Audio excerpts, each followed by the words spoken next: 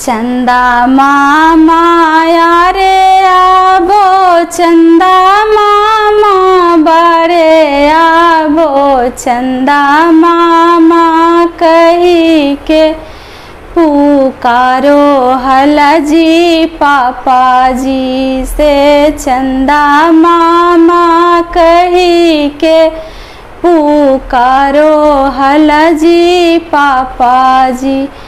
जबे हम नाबालिग हलियो खेली धूपी आवे हलियो, जबे हम नाबालिग हलियो खेली धूपी आवे हलियो, बेटा बा समझी के दुलारो हलजी पापा जी से। बेटा बा समझी के दुलारो हलजी पापा जी।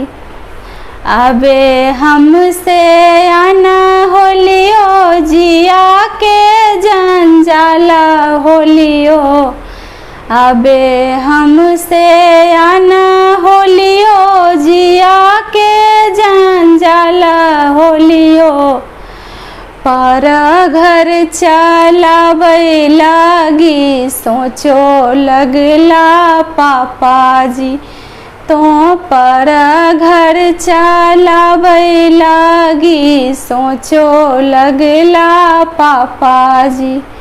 चंदा मामा यारे आबो, चंदा मामा बारे आबो, चंदा मामा कही के पुकारो हलजी चाचा जी। तो चंदा मामा कही के पुकारो हलजी चाचा जी। जबे हम नाबालिग हलियो खेली धूपी आबो हलियो, जबे हम नाबालिग हलियो खेली धूपी आवे हलियो, बेटा बा समझी के दुलारो हलजी चाचा जी। तो बेटा बा समझी के दुलारो हलजी चाचा जी।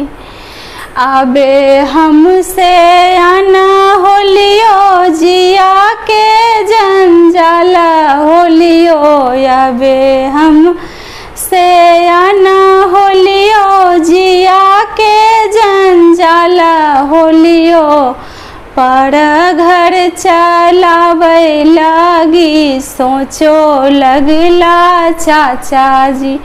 तो पर घर चलावे लगी सोचो लगला चाचा जी।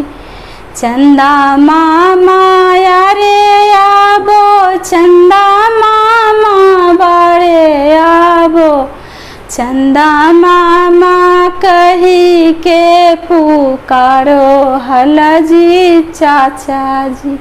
नमस्कार। यदि आपको ये हमारा गीत अच्छा लगे तो लाइक सब्सक्राइब शेयर ज़रूर कीजिएगा। धन्यवाद।